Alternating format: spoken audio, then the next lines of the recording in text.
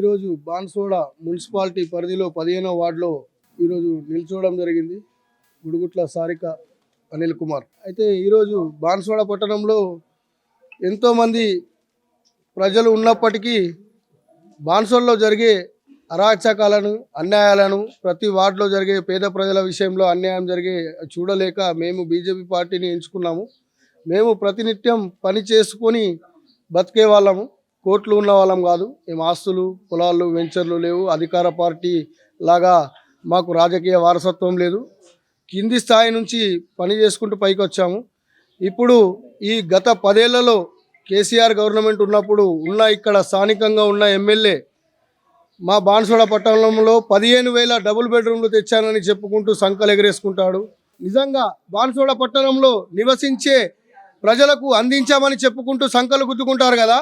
నేను అడుగుతున్నాను సూటిగా, భారతీయ జనతా పార్టీ తరపున, పేద ప్రజల తరపున డబుల్ బెడ్రూమ్లు ఇస్తే, ఎవరికన్నా మంచి చేస్తే ఏ గవర్నమెంట్ అయినా సరే, ఏ నాయకుడైనా సరే గొప్పలు చెప్తారు కదా. నువ్వు చేసిన మంచి, నువ్వు ఇచ్చిన డబుల్ బెడ్రూమ్లు ఎవరెవరికైతే ఇచ్చావో శ్వేతపత్రం రిలీజ్ చెయ్యు. నువ్వు 12,000 డబుల్ బెడ్రూమ్లు ఇచ్చానంటావు కదా, మా బాన్సోడలో 5,000 ఇచ్చానంటావు కదా.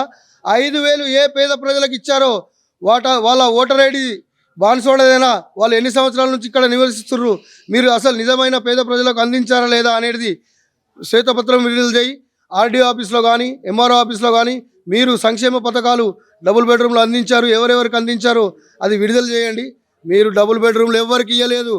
మీ దగ్గర ఉన్న చెంచాలకు, మీ కౌన్సిలర్లకు, వాళ్ళ చుట్టాలకు మీరు డబ్బులు తీసుకొని అందించారని ఎంతోమంది మా దగ్గర పేద ప్రజలు వచ్చి ఆరోపించారు. మేము భారతీయ జనతా పార్టీ తరఫున ఏం చేయలేకపోతున్నామని ఎన్నోసార్లు ప్రభుత్వ అధికారులకు, ప్రజల్లోకి మేము పోరాటం తీసుకుపోయి ఎన్నో అప్లికేషన్లు ఇచ్చినా పట్టించుకోలేదు. ఇప్పుడు ఇక్కడ ఉన్న స్థానిక ఎమ్మెల్యేకు ప్రజలే బుద్ధి చెప్తారు. ఎందుకంటే మాకు డబుల్ బెడ్రూమ్లు ఇవ్వలేదు, ఉన్న వాళ్ళకే ఇచ్చారు, డబ్బులు తీసుకొని ఇచ్చారు అని గతంలో ఉన్న ఇక్కడ కౌన్సిలర్గా చేసిన నాయకులపై చాలా ఆరోపణలు ఉన్నాయి. కాబట్టి ఈసారి మేము నిస్వార్థంగా వాళ్ళు చేసిన తప్పుల్ని బయట పెడతాము. నిజమైన పేద ప్రజలకు డబుల్ బెడ్రూమ్లు అందేలా చూస్తాము. వాళ్ళు ఇక్కడ నివసించే వాళ్ళకి ఇచ్చారా, లేకుంటే ఇతరులకు తీసుకొచ్చి ఇచ్చారా, డబ్బులకు అమ్ముడు ఇచ్చారా అనేది మా దగ్గర ఉన్న ప్రధాన సమస్య. ఏంటంటే పేదవాళ్ళు, ఆ గల్లీలలో నివసించే వాళ్ళు అలాగే ఉన్నారు. డబుల్ బెడ్రూమ్ మాత్రం అయిపోయాయి. ఇది ప్రధాన సమస్య. అయితే డబుల్ బెడ్రూమ్లు నా వార్డులో ఉన్న పరిస్థితి, ఇప్పటికీ ఇంకా గుడిసెళ్లలో, కూన పెంకులలో నివసిస్తున్నారు.